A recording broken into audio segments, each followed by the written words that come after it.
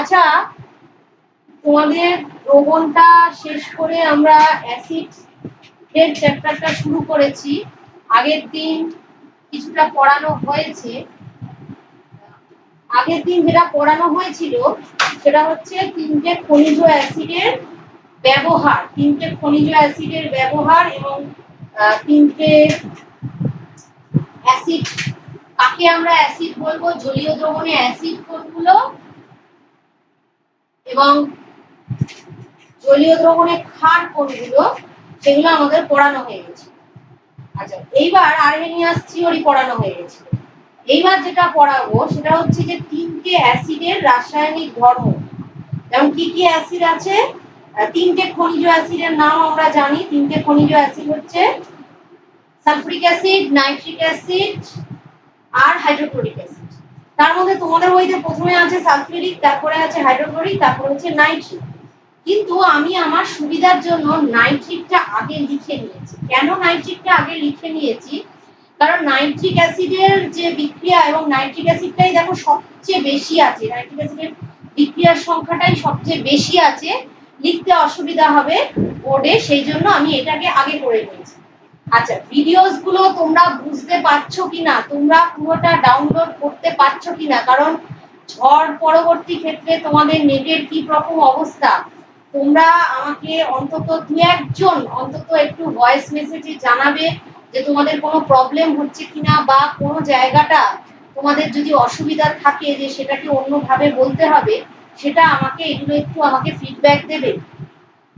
আচ্ছা, আর এবার আচ্ছা, তোমাদেরকে কিন্তু আমি কিছু দ্রাব্যতার অঙ্ক পোস্ট করতে বলেছিলাম, যেগুলো কিন্তু তোমরা করোনি। আচ্ছা, এবার বলি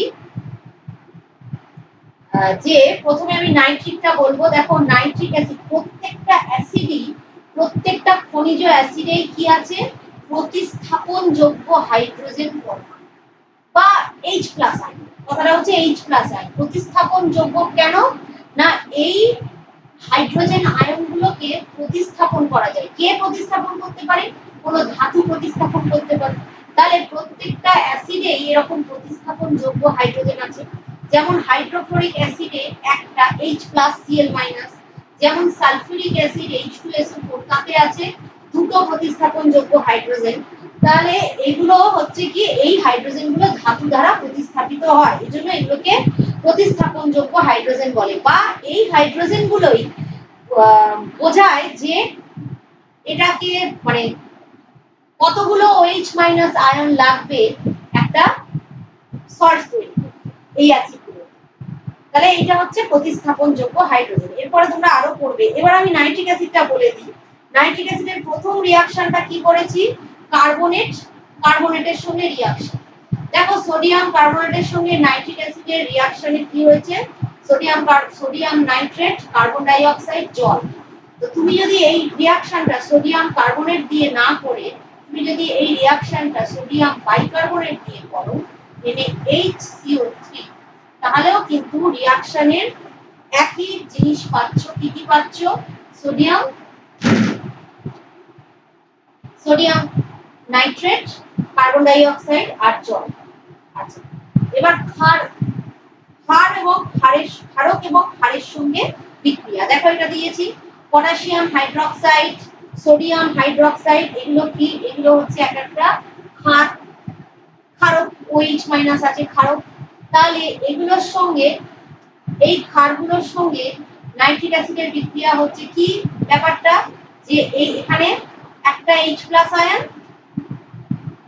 এখানে একটা H+ আয়ন, একটা OH- আয়ন দিয়ে প্রতিস্থাপিত হয়েছে। আমি এটা লিখতে পারি, একটা H+ আয়ন একটা OH- এর সঙ্গে বিক্রিয়া করছে, পরে কি তৈরি করছে, জল এবং লবণ তৈরি করছে। তাহলে পটাশিয়াম নাইট্রেট লবণ হলো আর জল তৈরি হলো, H+OH- কম্বাইন করে জল হলো।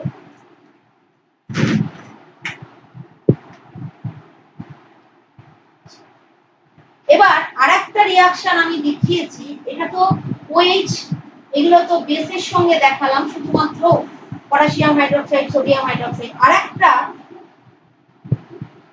ক্ষারকের সঙ্গে বিক্রিয়া দেখিয়েছি, আর একটা ক্ষারের সঙ্গে বিক্রিয়া দেখিয়েছি, এটা কি ফেরিক অক্সাইড। ফেরিক অক্সাইডের সঙ্গে নাইট্রিক অ্যাসিডের বিক্রিয়া হয়েছে ferric nitrate FeNO3 plus H2। আচ্ছা, তাহলে এই দুটো বিক্রিয়া আমি দেখিয়ে দিলাম, ক্ষার ক্ষারকের বিক্রিয়া। এইবার হচ্ছে ধাতুর সঙ্গে বিক্রিয়া। আছে ধাতুর সঙ্গে বিক্রিয়াগুলো কিন্তু একটুখানি বুঝে করতে হবে। ধাতুর সঙ্গে বিক্রিয়া প্রথমটা কি আছে,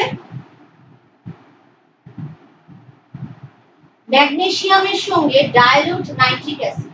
ডাইলিউট নাইট্রিক অ্যাসিডটা কি 1 to 2%, মানে যথেষ্ট পাতলা নাইট্রিক অ্যাসিড। সেই যথেষ্ট পাতলা নাইট্রিক অ্যাসিডের সঙ্গে এবং কোল্ড মানে ঠান্ডা নাইট্রিক অ্যাসিডের সঙ্গে এবং সবথেকে বড় কথা ভীষণই পাতলা 1 to 2%, এটা কিন্তু হাইড্রোজেন উৎপন্ন করে। এবার একটা কথা বলি, এই যে হাইড্রোজেন উৎপন্ন করে, আমি যে এই যে বারবার কথাটা বলছি হাইড্রোজেন প্রতিস্থাপন করে, তো একমাত্র নাইট্রিক অ্যাসিড, নাইট্রিক অ্যাসিডটা হচ্ছে একটি তীব্র জারক acid. Nitric acid, sulphuric acid, sulphuric অ্যাসিডের থেকেও নাইট্রিক অ্যাসিড একটি আরো বেশি তীব্র জারক অ্যাসিড। সেই জন্য একমাত্র অতি পাতলা নাইট্রিক অ্যাসিড ব্যবহার করলে শুধুমাত্র ম্যাগনেসিয়ামের সঙ্গে বিক্রিয়াতেই হাইড্রোজেন প্রতিস্থাপিত হয়। এবার একটা কথা বলি যে তোমরা ক্লাস 8-এ ইলেকট্রোকেমিক্যাল সিরিজ পড়েছো। ইলেকট্রোকেমিক্যাল সিরিজ বা তড়িৎ রাসায়নিক শ্রেণী ক্লাস 8-এর বইতে আছে। সেই তড়িৎ রাসায়নিক শ্রেণীতে তোমরা পড়েছো যে হাইড্রোজেনের উপরে কিছু ধাতু আছে এবং হাইড্রোজেনের নিচে কিছু ধাতু আছে। হাইড্রোজেনের উপরে যে ধাতুগুলো আছে সেই ধাতুগুলো কোনো খনিজ অ্যাসিড থেকে হাইড্রোজেনকে প্রতিস্থাপিত করে হাইড্রোজেন তৈরি করতে পারে, কিন্তু হাইড্রোজেনের নিচে যে ধাতুগুলো আছে সেগুলো কিন্তু খনিজ অ্যাসিড থেকে হাইড্রোজেন প্রতিস্থাপিত করতে পারে না। আমি এই কথাটা এই জন্যই বললাম যে দেখবে তোমরা এখানে আমি কপারের সঙ্গে নাইট্রিক অ্যাসিডের বিক্রিয়া করেছি, কপারের সঙ্গে হাইড্রোক্লোরিকের বিক্রিয়া দেখাতে যাব হবে না, সালফিউরিক অ্যাসিডের বিক্রিয়া দেখাতে যাব সেখানেও অন্যরকম হবে। তো এই কপার কিন্তু হাইড্রোজেনের নিচে, সেই জন্য কপার এই খনিজ অ্যাসিড থেকে হাইড্রোজেনকে প্রতিস্থাপিত করতে পারে না, সেজন্যই এটা বলে দিলাম। আর অ্যাসিডের মধ্যে কি বলছি যে নাইট্রিক অ্যাসিড তীব্র জারক অ্যাসিড, যার জন্য অত্যন্ত পাতলা নাইট্রিক অ্যাসিড ব্যবহার করলে তবেই এটা হাইড্রোজেনকে প্রতিস্থাপিত করবে। আচ্ছা, এবার দেখো আরেকটা রিঅ্যাকশন কি দিয়েছি। আরেকটা রিঅ্যাকশন হচ্ছে ম্যাগনেসিয়ামের সঙ্গে নাইট্রিক অ্যাসিড। সেই নাইট্রিক অ্যাসিডটা কি 1:1, অতটা পাতলা নয়, 1:1 নাইট্রিক অ্যাসিড। সেখানে নাইট্রিক অ্যাসিড একটি তীব্র জারক পদার্থ, এই ম্যাগনেসিয়ামকে জারিত করে ম্যাগনেসিয়াম নাইট্রেট উৎপন্ন করছে, হ্যাঁ, এবং নিজে বিজারিত হয়ে এনোটা কি নাইট্রিক অক্সাইড।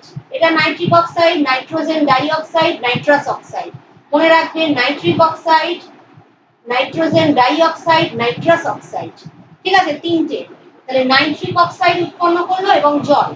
আমি যদি এই বিক্রিয়াটা, এই সেম বিক্রিয়াটা জিঙ্ক, আচ্ছা প্রথমে আমার ম্যাগনেসিয়ামই যখন আমি বলছি, তো আমি ম্যাগনেসিয়াম দিয়েই বলে নিই যে আমার ম্যাগনেসিয়াম দিয়ে এই বিক্রিয়াটা হবে। আচ্ছা, এইবার আমি চলে যাব জিঙ্কের ক্ষেত্রে। দেখো জিঙ্কের ক্ষেত্রেও যদি আমি হট কনসেন্ট্রেটেড মানে কি গরম এবং ঘন নাইট্রিক অ্যাসিডের সঙ্গে জিঙ্কের বিক্রিয়া করলে কি হচ্ছে, জিঙ্কের ক্ষেত্রে কিন্তু এটা যেহেতু তীব্র জারক অ্যাসিড, এটা নাইট্রোজেন ডাই অক্সাইড উৎপন্ন করছে, এটা বিজারিত হয়ে নাইট্রোজেন ডাই অক্সাইড উৎপন্ন করে এবং জিঙ্ক নিজে জারিত হয়, তীব্র জারক অ্যাসিড যেহেতু। এবার একই কথা যদি তুমি 1:1 নাইট্রিক অ্যাসিডের সঙ্গে জিঙ্কের রিঅ্যাকশন করো, 1:1 নাইট্রিক অ্যাসিড,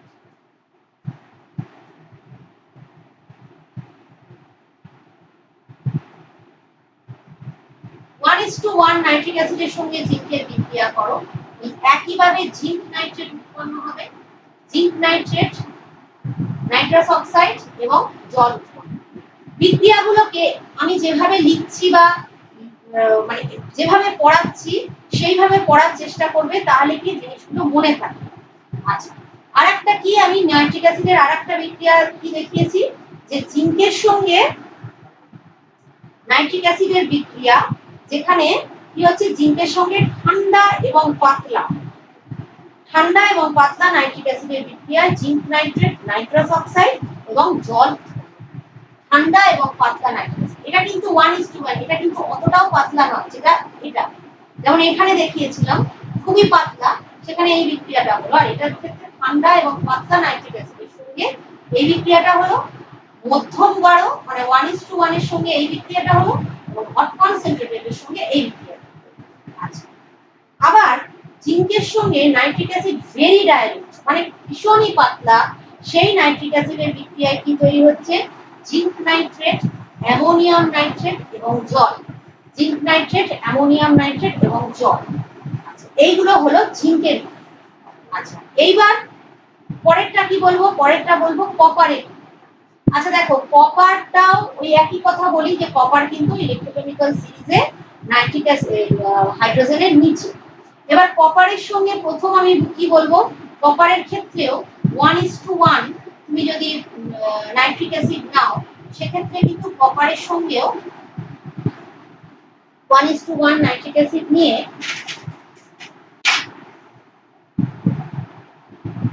কপারের সঙ্গেও কি তৈরি হবে? Cupric nitrate. কপারের সঙ্গেও কিউপ্রিক নাইট্রেট তৈরি হবে, নাইট্রিক অক্সাইড NO তৈরি হবে এবং জল তৈরি হবে। আবার তুমি যদি পাতলা নাইট্রিক অ্যাসিড, আরো কিছুটা পাতলা ঠান্ডা নাইট্রিক অ্যাসিডের সঙ্গে কপারের বিক্রিয়া করো, তাহলে এটার ক্ষেত্রেও কি তৈরি হচ্ছে?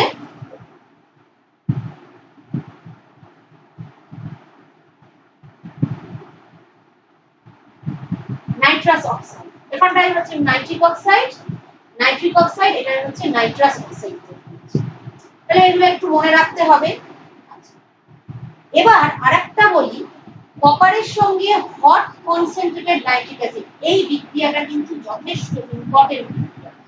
কি বললাম? কপারের সঙ্গে হট কনসেন্ট্রেটেড নাইট্রিক অ্যাসিড, এটা কিন্তু তোমার নাইট্রিক অ্যাসিডের শনাক্তকরণের বিক্রিয়ায় তোমরা তোমাদের বইতে দেখবে বলয় পরীক্ষা আছে, বিশাল বড় রিঅ্যাকশন, সেই রিঅ্যাকশন মুখস্থ করা যায় না, অনেক সময় আমরা বলি যে ওটা করতেও হবে না। হ্যাঁ, কিন্তু ওই রিঅ্যাকশনের থেকে তুমি যদি নাইট্রিক অ্যাসিড শনাক্তকরণে, ভালো করে শুনবে, নাইট্রিক অ্যাসিড শনাক্তকরণে এই বিক্রিয়াটার কথা বলো, কপারের সঙ্গে হট কনসেন্ট্রেটেড নাইট্রিক অ্যাসিড অর্থাৎ গাঢ় গরম গাঢ় এবং উত্তপ্ত নাইট্রিক অ্যাসিডের বিক্রিয়ায় কি তৈরি হবে? কিউপ্রিক নাইট্রেটের একটা নীলচে সবুজ একটা অধক্ষেপ তৈরি হবে এবং একটা ব্রাউন কালারের ভেপার উঠবে, কিসের? Nitrogen die oxide. এবং এই বিক্রিয়াটা খুব ভালো হয়, হ্যাঁ, ল্যাবরেটরিতে এই পরীক্ষাটা দেখানো যায় যে খুব সুন্দর কিন্তু বাদামি নাইট্রোজেন ডাই অক্সাইডের একটা ভেপার তৈরি হয়। এবং এই বিক্রিয়াটাই কিন্তু নাইট্রিক অ্যাসিডের শনাক্তকরণের বিক্রিয়া হিসেবে তোমরা লিখতে পারো, তাহলে আর ওই বলয় পরীক্ষা লেখার প্রয়োজন হয় না। আচ্ছা, তাহলে ওটা বললাম। তাহলে কি কি বললাম? কপারের ক্ষেত্রে একটা হচ্ছে হট কনসেন্ট্রেটেড নাইট্রিক অ্যাসিড, একটা হচ্ছে 1:1 নাইট্রিক অ্যাসিড। 1:1 নাইট্রিক অ্যাসিডের ক্ষেত্রে আমার কি হলো? NO তৈরি হলো, নাইট্রিক অক্সাইড তৈরি হলো। আর একটা কি পাতলা এবং ঠান্ডা নাইট্রিক অ্যাসিড, সেটার ক্ষেত্রে আমার কি হচ্ছে? নাইট্রাস অক্সাইড গ্যাস, এই যে বর্ণহীন নাইট্রাস অক্সাইড, বর্ণহীন নাইট্রাস অক্সাইড হলো। আর তারপরে এই তিনটে হলো। এবার লাস্ট যেটা বলবো, উত্তপ্ত কপারের উপর দিয়ে নাইট্রিক অ্যাসিডের ভেপার চালনা করলে কি হচ্ছে? কিউপ্রিক অক্সাইড, কালো রঙের কিউপ্রিক অক্সাইড, কপার জারিত হয়ে কালো কিউপ্রিক অক্সাইড উৎপন্ন করে এবং নাইট্রিক অ্যাসিড নিজে বিজারিত হয়ে নাইট্রোজেন গ্যাস হয়ে যায়। তাহলে এই হলো মোটামুটি নাইট্রোজেনের সঙ্গে বিক্রিয়া। নাইট্রিক অ্যাসিড ধাতুর সঙ্গে বিক্রিয়ায় হাইড্রোজেন উৎপন্ন করে না। তার কারণ কি? যে নাইট্রিক অ্যাসিডটা কি হয় না, নাইট্রিক অ্যাসিড তো বললামই তীব্র জারক অ্যাসিড, নিজে সে জারিত হয়ে গিয়ে জায়মান হাইড্রোজেন এবং অক্সিজেন উৎপন্ন করে এবং সেই হাইড্রোজেন এবং জায়মান অক্সিজেন জায়মান অবস্থায় থাকার ফলে বিক্রিয়া সহজে হয় এবং জল উৎপন্ন হয়।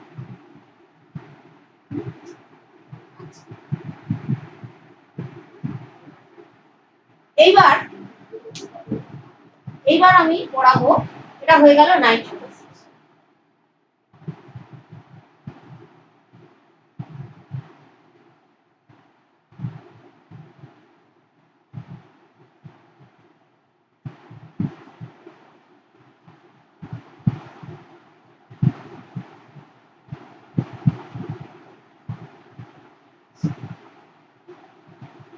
এইবার তোমাদেরকে পড়াবো সালফিউরিক অ্যাসিড আর হাইড্রোক্লোরিক অ্যাসিডের রিঅ্যাকশন। দেখো সালফিউরিক অ্যাসিডে কি বলবো, সালফিউরিক অ্যাসিডটা একটা খনিজ অ্যাসিড। সালফিউরিক অ্যাসিড একটি একক্ষারীয় অ্যাসিড। সালফিউরিক অ্যাসিড H+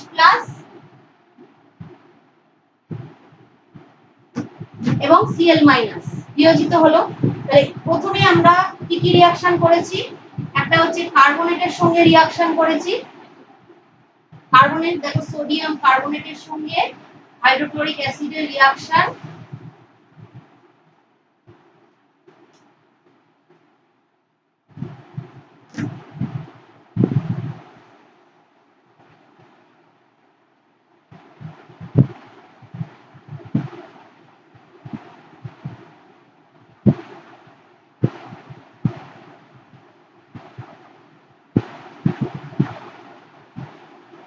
আচ্ছা, এটা হলো কার্বনেটের সঙ্গে একটা রিঅ্যাকশন দেখালাম।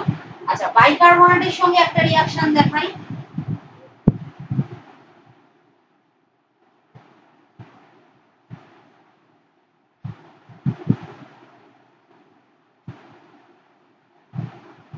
তাহলে দুটোর ক্ষেত্রেই কার্বন ডাই অক্সাইড উৎপন্ন হয়। আচ্ছা, দ্বিতীয় কিসের সঙ্গে বিক্রিয়া দেখিয়েছি, আগেরটাতেও নাইট্রিক অ্যাসিডেও দেখিয়েছি, সেটা হচ্ছে ক্ষারের সঙ্গে বিক্রিয়া। আমি বলেছিলাম একক্ষারীয় অ্যাসিড, তাহলে একটাই OH- এর সঙ্গে বিক্রিয়া করবে। দেখো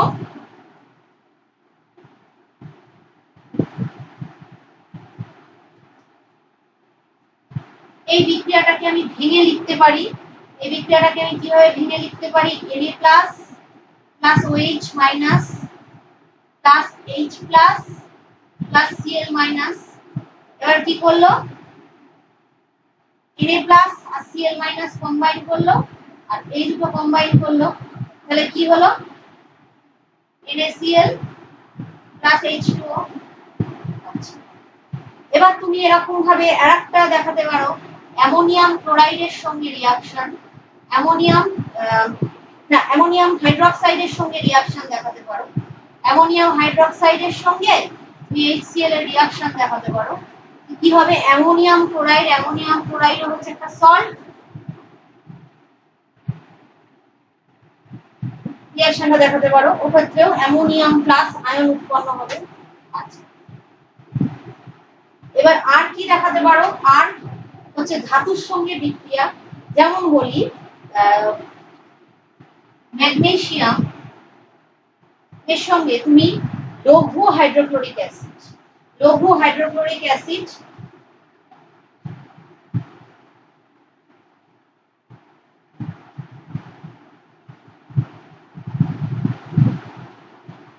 লঘু বা গাঢ়, এই বিক্রিয়াটা দেখাতে পারো। তুমি একই বিক্রিয়া দেখাতে পারো জিঙ্কের ক্ষেত্রেও। এক মিনিট আমি বলি হাইড্রোক্লোরিক অ্যাসিডের আর কোনো কিছু। হ্যাঁ, লঘু এবং গাঢ় দু ধরনের হাইড্রোক্লোরিক অ্যাসিডের সঙ্গে সাধারণ উষ্ণতাতে বিক্রিয়া করছে, ডায়ালুট বা কনসেন্ট্রেটেড যে কোনো।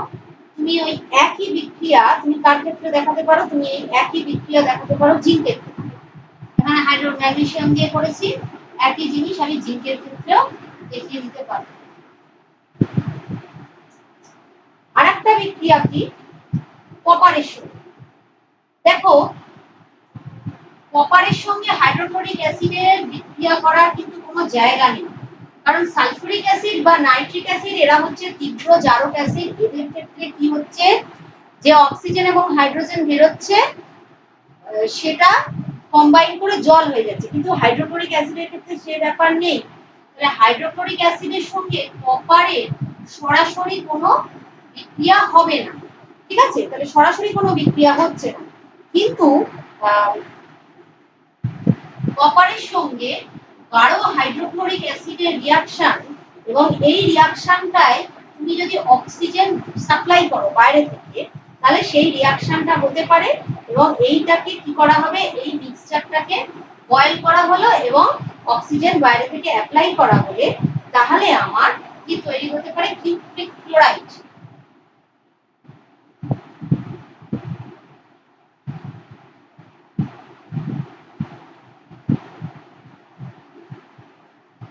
আছে?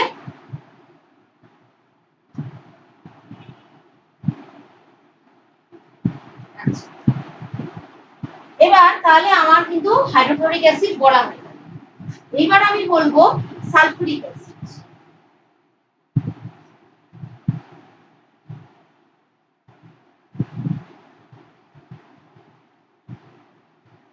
আচ্ছা, এবার বলবো সালফুরিক অ্যাসিড। দেখো সালফুরিক অ্যাসিডটা হচ্ছে একটি দ্বিক্ষারীয় অ্যাসিড। কেন না সালফুরিক অ্যাসিডটা ভেঙে যাবে 2H+, কারণ সালফুরিক অ্যাসিডের মধ্যে দুটো প্রতিস্থাপন যোগ্য হাইড্রোজেন আছে, অর্থাৎ এটা দুটো OH- আয়নের সঙ্গে রিঅ্যাক্ট করতে পারে, একটা বলতে পারো, অথবা এই এই দুটো আয়নকে মানে দুটো ধাতব আয়ন প্রতিস্থাপিত করতে পারে, এটা এইভাবে বলা যায়। হ্যাঁ, ধাতব আয়ন প্রতিস্থাপিত করতে পারে, এগুলো এইভাবে বলতে পারে। আচ্ছা দেখো তাহলে সালফুরিক অ্যাসিডের ক্ষেত্রেও আমি প্রথম বিক্রিয়াটা কি বলবো?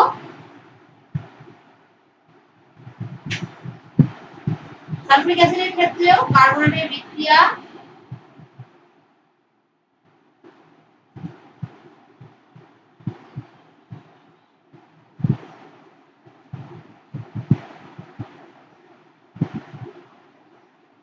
এটা কি হলো, এটা কিভাবে করলাম?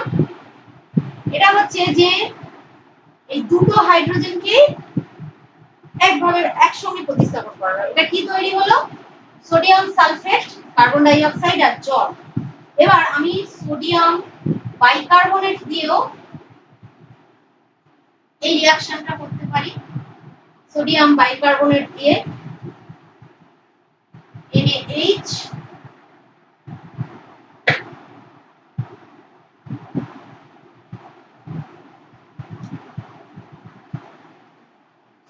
একবারে করে দিচ্ছি, দুটো স্টেপে না করে। দুটো স্টেপই হবে, কিন্তু আমি এখানে একটা স্টেপ করছি, ফার্স্ট দ্বিতীয় স্টেপটা করছি। সোডিয়াম সালফেট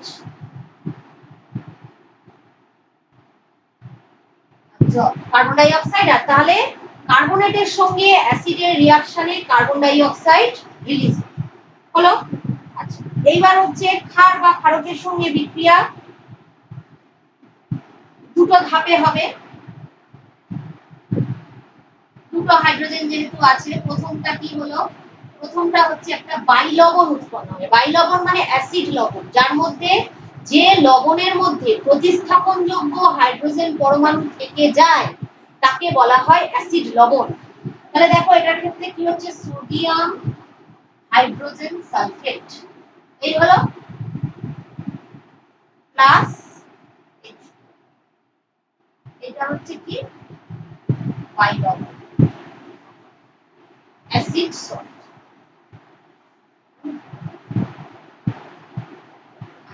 আর কি হতে পারে? এবার যদি দুটো হাইড্রোজেনই প্রতিস্থাপিত হয়ে যায় তাহলে কি হবে? সোডিয়াম সালফেট, এটা হবে কি? এটা হবে শমিত লবণ, মানে এটার মধ্যে কোনো হাইড্রোজেন পরমাণু নেই। হ্যাঁ, নিউট্রালাইজড।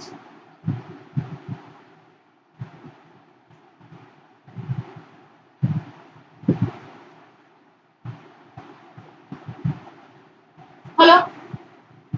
আচ্ছা এইবার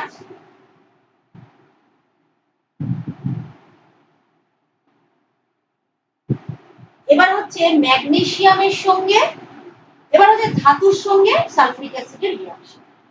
ধাতুর সঙ্গে সালফুরিক অ্যাসিডের রিঅ্যাকশনের মধ্যে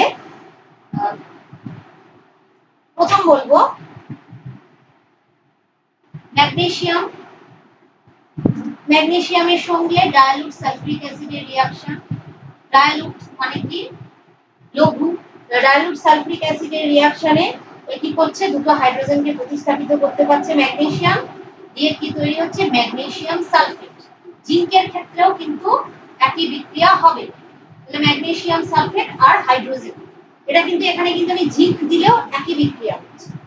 আবার মনে করো ম্যাগনেসিয়াম বা জিঙ্ক এদের সঙ্গে সালফুরিক অ্যাসিডটা আমার যদি কনসেন্ট্রেটেড হয় তাহলে কি হবে? সালফুরিক অ্যাসিড হবে তীব্র জারক অ্যাসিড, সে কি করবে, একে জারিত করবে, নিজে বিজারিত হয়ে সালফারের গন্ধযুক্ত, পোড়া সালফারের গন্ধযুক্ত সালফার ডাইঅক্সাইড উৎপন্ন করবে।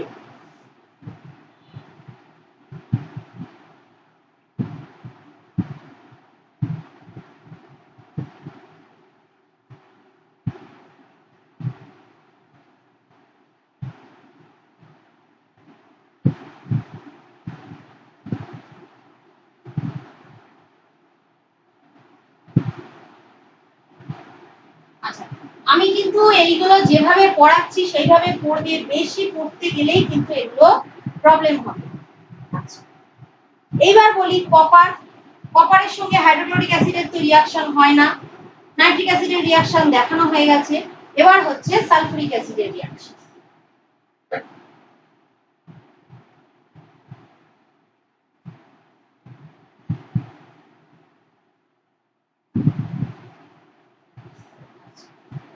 দেখো এইবার সালফুরিক অ্যাসিডের রিঅ্যাকশন কি বলবো কপারের সঙ্গে।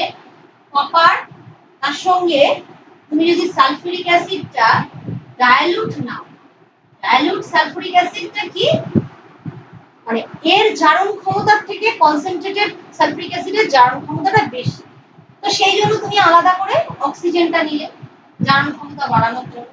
তাহলে সেক্ষেত্রে রিঅ্যাকশনে কি তৈরি হবে, কপার সালফেট, কিউপ্রিক সালফেট আর জল। ঠিক আছে,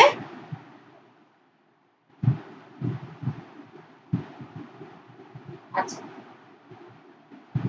কিউপ্রিক সালফেট আর জল। আচ্ছা, বিক্রিয়াটা মেলাতে হবে। বিক্রিয়াটা, হ্যাঁ বিক্রিয়াটা মেলাতে হবে, বিক্রিয়াটা মেলাও। এখানে 2,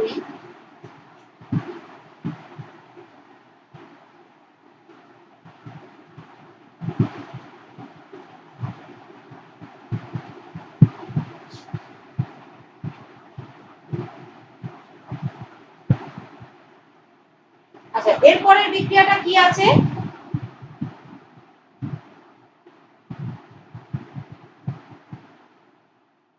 এরপরের বিক্রিয়াটা আমি একটু বলি।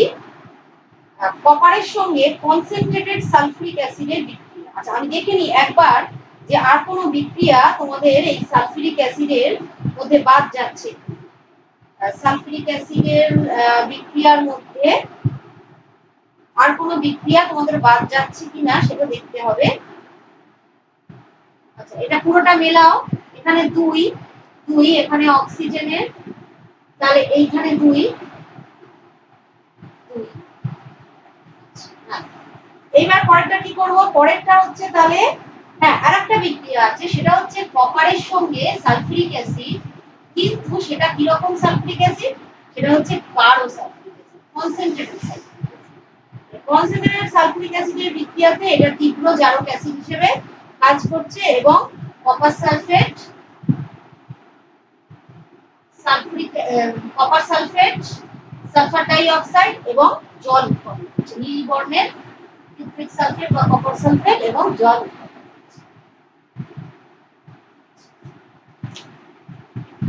এইগুলো হয়ে গেল মোটামুটি অ্যাসিড।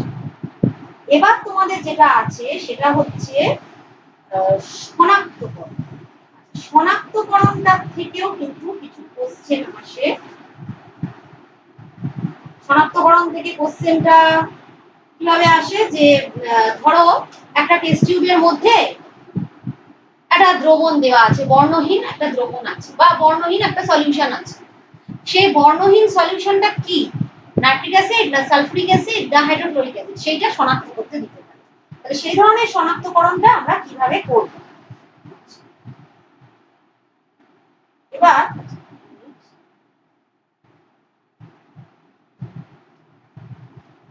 শনাক্তকরণের মধ্যে প্রথম বলি,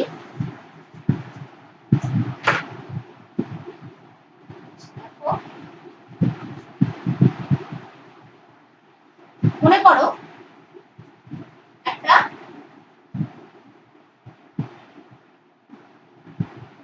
একটা টেস্ট টিউব আছে, এই টেস্ট টিউবে তুমি নিয়েছো 2 ml sulphuric acid, 2 ml sulphuric acid নিয়েছো, একটা বর্ণহীন দ্রবণ, যার মধ্যে তুমি ফোঁটা ফোঁটা করে অ্যাড করছো কি, ফোঁটা ফোঁটা করে অ্যাড করছো বেরিয়াম ক্লোরাইড।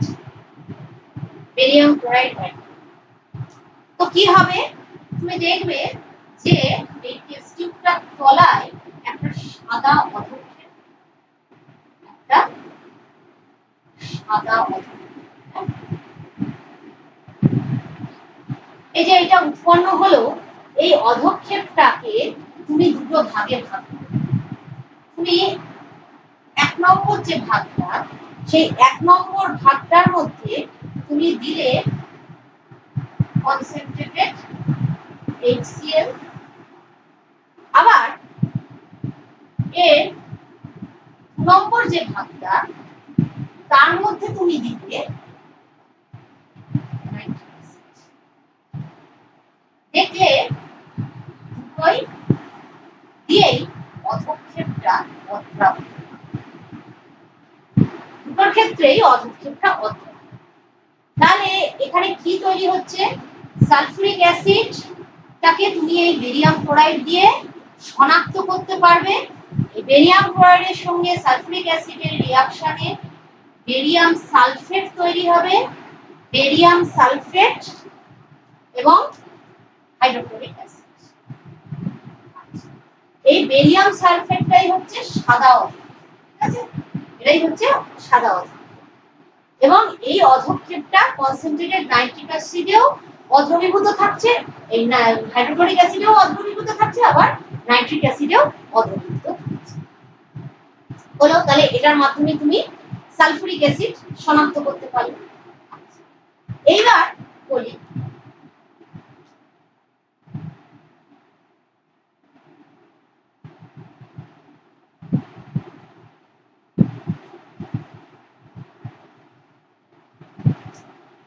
এবার তুমি আরেকটা টেস্ট টিউব নিলে,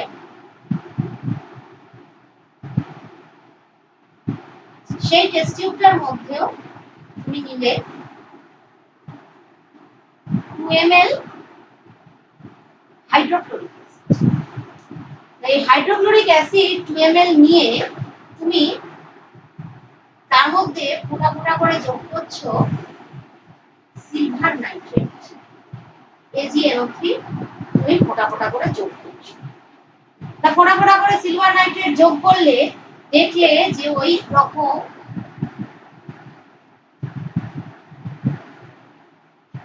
একটা সাদা অধক্ষেপ। এই সাদা অধক্ষেপটাকেও তুমি আবার দুভাগে ভাগ করলে, দুভাগে ভাগ করলে এক ভাগের সঙ্গে মধ্যে তুমি নাইট্রিক অ্যাসিড, এক ভাগের মধ্যে তুমি নাইট্রিক অ্যাসিড দিলে এটা কি হলো, অদ্রাব্য। আর আরেক ভাগের মধ্যে তুমি দিলে ammonium hydroxide, ammonium hydroxide, ammonium hydroxide দিয়ে এটা কি হলো,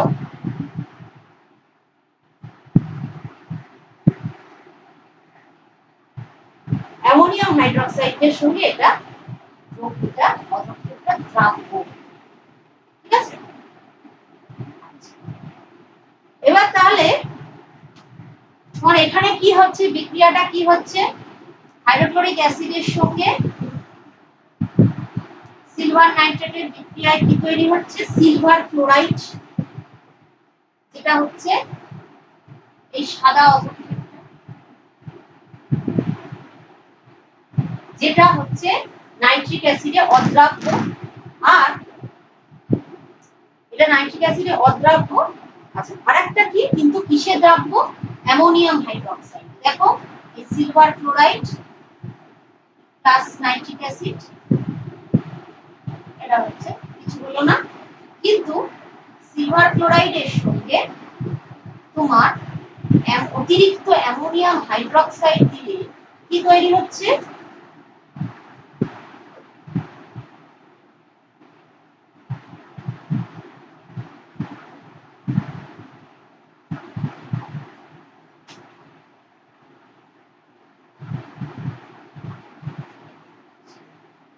এই সল্টটার নাম কি? এই সল্টটার নাম হচ্ছে, আমি উপরে লিখছি এই সল্টটার নাম, এটা হচ্ছে একটা জটিল লবণ, কমপ্লেক্স সল্ট। হ্যাঁ, কিভাবে লিখতে হয় জিনিসগুলো, এই থার্ড ব্র্যাকেটটা দেবে, ক্লোরিনটা পাবে। এটার নামটা কি? ডাইঅ্যামিনো। ডাইঅ্যামিনো কেন? দুটো অ্যামিন গ্রুপ আছে, এই যে দুটো অ্যামিন গ্রুপ আছে, তাই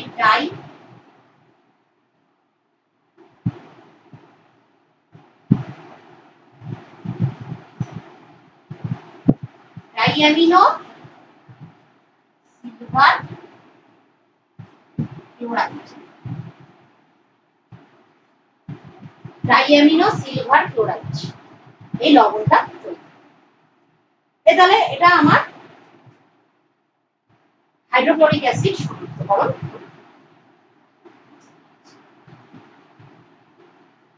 এইবার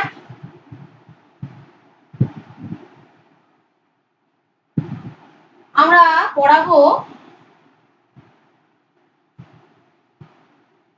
পড়াবো, নাইট্রিক অ্যাসিড।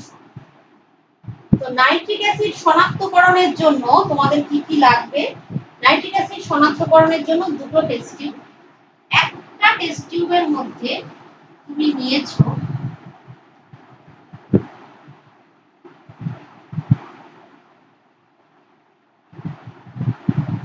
টেস্ট টিউবের মধ্যে তুমি নিয়েছো 2 ml sulphuric acid, H2SO concentrated. 2 ml sulphuric acid নিয়েছো, গাঢ় সালফিউরিক অ্যাসিড। আরেকটা টেস্ট টিউবের মধ্যে তুমি মিশিয়েছো 2 ml নাইট্রিক অ্যাসিড, আর কি মিশিয়েছো 2 ml সদ্য প্রস্তুত ফেরাস সালফেট। সদ্য প্রস্তুত কথাটা কেন বলা হচ্ছে না, সদ্য প্রস্তুত এই জন্যই যে ফেরাস সালফেটটাকে যদি অনেকক্ষণ রেখে দেওয়া হয়, এই ফেরাস সালফেটটাকে যদি অনেকক্ষণ রেখে দেওয়া হয়, এটা হয়ে যায় ফেরিক সালফেট। হ্যাঁ, এটা আয়রন অক্সিডাইজড হয়ে যায় ফেরিক সালফেট। সেই জন্য যাতে এটা না হয়, তাই জন্য আমি বলবো কি সদ্য প্রস্তুত। এইবার এই দুটোকে নিয়ে এবার কি করা হলো, যে টেস্ট টিউবটায় সালফিউরিক অ্যাসিড আছে সেটাকে তো রেখে সেইটার গা বেয়ে তুমি কি করছো, সেইটার গা বেয়ে তুমি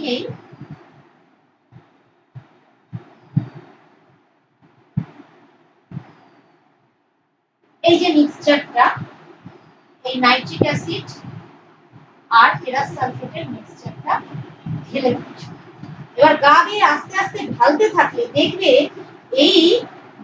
এই দুটোর সংযোগ স্থলে, অর্থাৎ এটাকে ভালোভাবে বলি যে দুটো দ্রবণের সংযোগস্থলে, কথাটা হচ্ছে কি যে দুটো দ্রবণের সংযোগস্থলে একটি বাদামি বলয় উৎপন্ন হয়। এইখানে একটা বাদামি বলয়। তো বিক্রিয়াটা এখানে কি হচ্ছে বা কিভাবে কি হচ্ছে, বিক্রিয়াটা দেখো, বিক্রিয়াটা বিশাল বড়। বিক্রিয়াটা হয়তো তোমাদের পরীক্ষায় সেভাবে আসে না। তোমাদের যেটা জানতে হবে এখানে সেটা হচ্ছে কি, এখানে ফেরাস সালফেট, ফেরাস সালফেটে আয়রনটা কি, আয়রনটা আছে ফেরাস মানে Fe+2, সেখান থেকে Fe হয়ে যাচ্ছে +3, অর্থাৎ এটা জারিত হচ্ছে। ঠিক আছে, এটা জারিত হচ্ছে এবং নাইট্রিক অ্যাসিড বিজারিত হচ্ছে। হ্যাঁ, আসল কথা হচ্ছে এটা, নাইট্রিক অ্যাসিড বিজারিত হচ্ছে, হয়ে হচ্ছে এনো উৎপন্ন হচ্ছে। এবার এই যে এনো উৎপন্ন করলো, এই এনো প্রথমে কি হচ্ছে, ফেরাস সালফেটের সঙ্গে বিক্রিয়াটা হচ্ছে, ferrous sulphate nitric acid sulphuric অ্যাসিডের মধ্যে বিক্রিয়াটা হচ্ছে। বিক্রিয়াটা হয়ে প্রথমে কি করলো, Fe কে Fe2+ কে Fe3+ করছে, নাইট্রিক অ্যাসিড নিজে বিজারিত হয়ে ইনো করছে। এবার কিছুটা ফেরাস সালফেট, যে ফেরাস সালফেটটা অতিরিক্ত এক্সট্রা, সেই এক্সট্রা ফেরাস সালফেটটা কি করছে, রিঅ্যাকশন করছে। এই এক্সট্রা ফেরাস সালফেটটা রিঅ্যাকশন করে তৈরি করছে FeNO এই FeNOSO4টা জলের সঙ্গে যুক্ত হয়ে যেটা তৈরি হচ্ছে সেটা হচ্ছে এই জটিল লবণটা, অর্থাৎ এই বাদামি বলয় যেটা, সেই বাদামি বলয়টা কি? বাদামি বলয়টা সেটা কি? সেই বাদামি বলয়টা হচ্ছে তোমার penta Aqua nitroso iron 3 sulphate. কথাটা ভালো করে বুঝবে। পেন্টা অ্যাকুয়া মানে পাঁচটা জল, অ্যাকুয়া মানে জল, পেন্টা অ্যাকুয়া, এই এনো গ্রুপটাকে এখানে বলা হচ্ছে নাইট্রোসো আয়রন। আয়রনটা যেহেতু এখানে 3 তে চলে যাচ্ছে, +3, সেই জন্য আয়রন 3। এটাকে কিন্তু এইভাবেই লিখতে হবে, রোমান 3, সালফেটটা বাইরে আছে, আয়রন 3 সালফেট। এটাই হচ্ছে কমপ্লেক্স সল্টটার পুরো নাম। ঠিক আছে? এটা হচ্ছে জলের সঙ্গে যুক্ত হয়ে একটা অস্থায়ী জটিল যৌগ তৈরি হয় এবং এটা তৈরি হচ্ছে। তাহলে এইটাই হচ্ছে বাদামি বলয়টা হচ্ছে এটা। তাহলে এইটা তোমরা বিক্রিয়া লিখতে পারো নাইট্রিক অ্যাসিডের শনাক্তকরণে। সব থেকে ভালো হয় যদি তোমরা কপারের সঙ্গে কনসেন্ট্রেটেড নাইট্রিক অ্যাসিডের যে রিঅ্যাকশনটা আমি বললাম, যেখানে কিউপ্রিক নাইট্রেটের গ্রিন সলিউশন আর brown vapour of nitrogen dioxide তৈরি হয়, ওইটা বলবে, তাহলেই কিন্তু সবচেয়ে ভালো। এবার সোডিয়াম হাইড্রোক্সাইডের কিছু রাসায়নিক ধর্ম আছে, সেগুলো বলে দিই।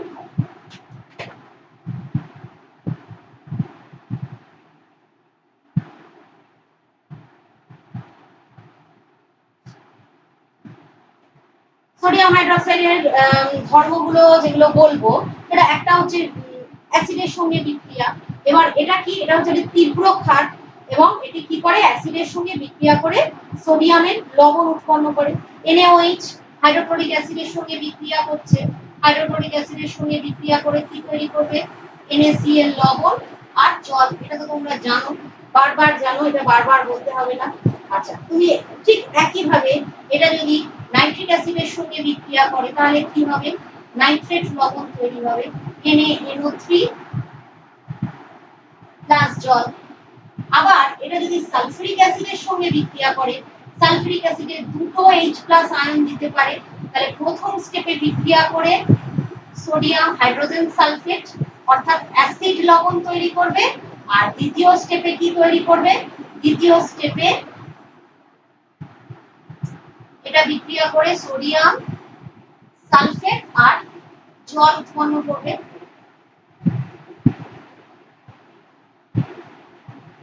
ঠিক আছে? এগুলো বলা হয়ে গেল। সম্পূর্ণভাবে এখানে কি হচ্ছে? সালফিউরিক অ্যাসিডকে সম্পূর্ণ প্রশমিত করে তৈরি করলো। আর এটা হচ্ছে সোডিয়াম বাইসালফেট, এটা হচ্ছে কি বাই লবণ, সোডিয়াম সালফেট একটি শমিত লবণ। এবার NaOH ধাতুর সঙ্গে বিক্রিয়া করে, যেমন কি কি ধাতু? Zinc, lead, tin, aluminium. কি কি বলেছি? অ্যালুমিনিয়াম, জিঙ্ক, লেড আর টিন।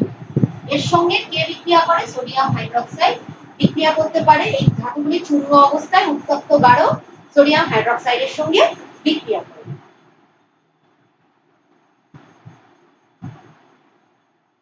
যেমন অ্যালুমিনিয়ামের সঙ্গে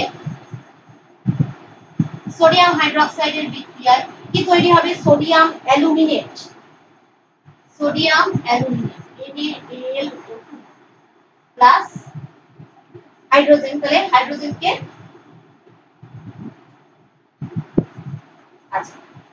হাইড্রোজেন গ্যাস উৎপন্ন করা, অর্থাৎ হাইড্রোজেনকে প্রতিস্থাপিত করছে।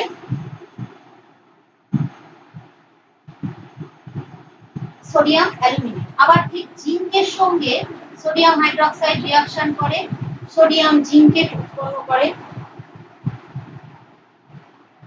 Na2 7O2 plus H2।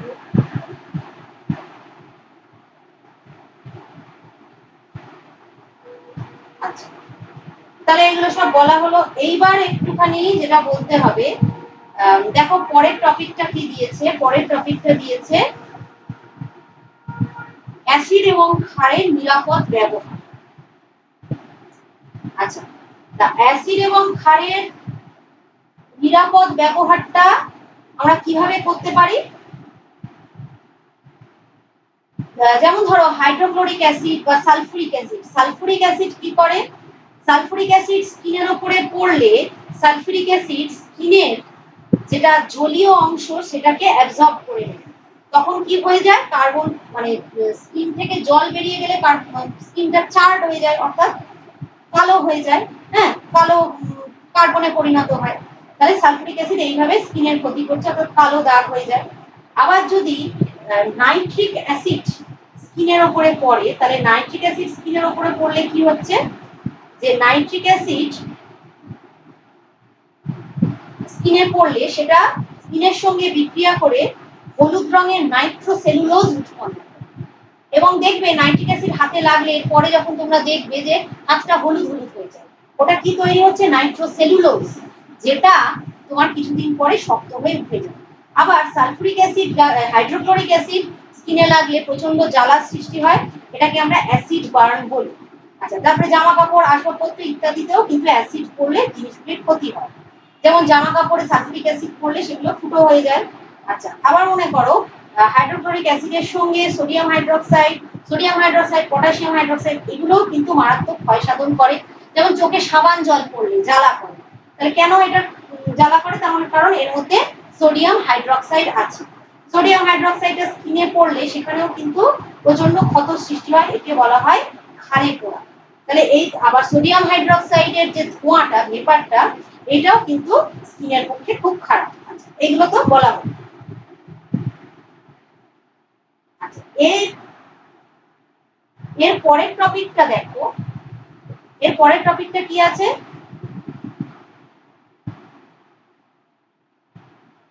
এর পরের টপিকটা কি আছে, অ্যাসিড ও ক্ষারের ধর্মে জলীয় দ্রবণের গুরুত্ব।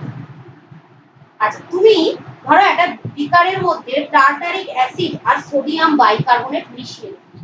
তুমি একটা ফাঁকা গ্লাসের মধ্যে ইনো রেখেছো, ইনোর মধ্যে কি আছে, সোডিয়াম হাইড্রোজেন টার্টারেট।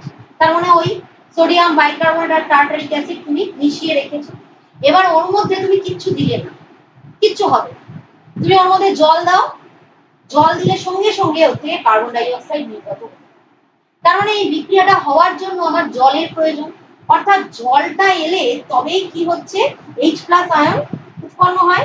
সেই কোনো অ্যাসিড জলে দ্রবীভূত হলে কি হচ্ছে, H+ আয়ন উৎপন্ন করে। সেই H+ আয়ন জলের সঙ্গে যুক্ত হয়ে H3O+ উৎপন্ন করে, তখন একটা বিক্রিয়া হয়। তার মানে তাহলে অ্যাসিড থেকে আমরা কি পাই, অ্যাসিড, একটা অ্যাসিড সে বিয়োজিত হচ্ছে জলীয় দ্রবণে, H+ দিল। আমি বলেছি যে H+ মুক্ত অবস্থায় থাকতে পারে না, সেই H+ জলের সঙ্গে বিক্রিয়ায় উৎপন্ন করবে H3O+, হাইড্রোনিয়াম আয়ন। হ্যাঁ, সেই হাইড্রোনিয়াম আয়নটাই কিন্তু উৎপন্ন হয়। তাহলে এইভাবে বিক্রিয়া ঘটে। এবার নাইট্রিক অ্যাসিড, সালফুরিক অ্যাসিড বা হাইড্রোক্লোরিক অ্যাসিড প্রত্যেকের ক্ষেত্রেই কিন্তু ব্যাপারটা ঘটে। আমি যদি এখানটাতে এরকম ভাবে লিখতাম, এটা লিখলাম হাইড্রোক্লোরিক অ্যাসিডের জন্য, ঠিক একইভাবে আমি লিখতে পারি এই ব্যাপারটা সালফুরিক অ্যাসিডের জন্য। সালফুরিক অ্যাসিডে দুটো হাইড্রোজেন আছে, তাহলে 2,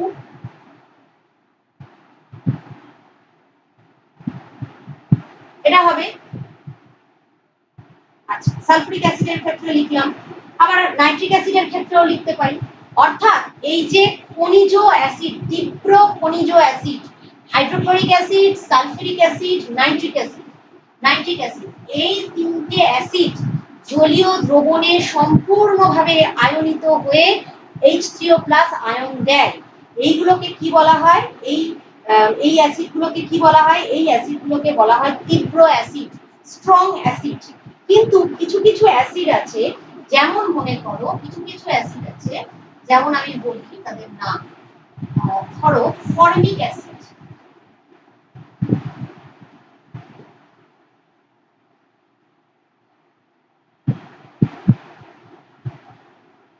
acetic acid, formic acid, acetic acid. আর কি ধরো, আর কি কি অ্যাসিড আছে, ফসফরাস অ্যাসিড, H3PO3। আবার কি আছে, phosphoric acid, hypophosphorous acid, phosphoric acid. আর একটা অ্যাসিড ধরো বলি তোমার carbonic acid, H2CO3, carbonic acid. এই অ্যাসিডগুলো কি হয়, এই অ্যাসিডগুলো এরা জলীয় দ্রবণে সম্পূর্ণভাবে বিয়োজিত হয় না। হ্যাঁ, এরা জলীয় দ্রবণে সম্পূর্ণভাবে বিয়োজিত হয়ে সম্পূর্ণভাবে এই বিয়োজিত হয়ে আয়ন দিতে পারে না। এই অ্যাসিডগুলিকে বলা হয় মৃদু অ্যাসিড। এই মৃদু অ্যাসিডগুলি কি হয়, এই মৃদু অ্যাসিডের দ্রবণগুলোকে যত ডাইলুট করা হয় মানে কি, এদের মধ্যে জল যোগ করে এদেরকে আরো যত পাতলা করা হয়, যত ডাইলিউট করা হয়, তত এরা আয়ন উৎপন্ন করে। তাহলে এই অ্যাসিডগুলো কি হয়, এই অ্যাসিডগুলোর ক্ষেত্রে এরা মনে করো অ্যাসিডিক অ্যাসিড, একে তুমি জলীয় দ্রবণ কি তৈরি করবে, এই জলীয় দ্রবণে CH3CO- অ্যাসিটেট আয়ন আর H3O+। এবার এই দুটো সাম্যাবস্থায় থাকবে, এইভাবেও থাকবে আবার এইভাবেও থাকবে। বুঝতে পেরেছি, এরা সম্পূর্ণভাবে আয়নিত হচ্ছে না। আচ্ছা, এটা হলো পরের পয়েন্ট। আচ্ছা, আমি দেখি এবার কতটা পয়েন্ট আমরা কভার করলাম।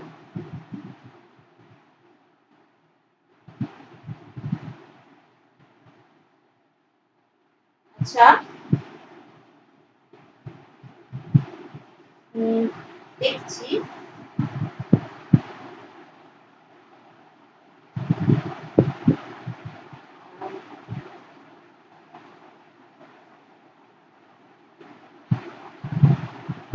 দেখি আরো। আচ্ছা, ঠিক আছে, আমার এগুলো বলা হয়ে গেল। আবার ক্ষারের ক্ষেত্রেও একই কথা, ক্যালসিয়াম হাইড্রোক্সাইড, পটাশিয়াম হাইড্রোক্সাইড, এই ক্ষারগুলি এগুলি জলে সম্পূর্ণভাবে আয়নিত হয় এবং হয়ে OH- আয়ন উৎপন্ন হয়।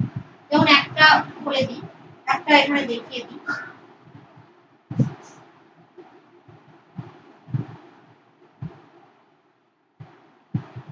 এটা সম্পূর্ণভাবে বিয়োজিত হয়ে আয়ন OH- হাইড্রক্সিল আয়ন। আচ্ছা, তাহলে আজকে এই অবধি থাকলো। পরের দিন পিএইচ এবং অক্সাইডস এগুলো বলবো। আজকে এই অবধি।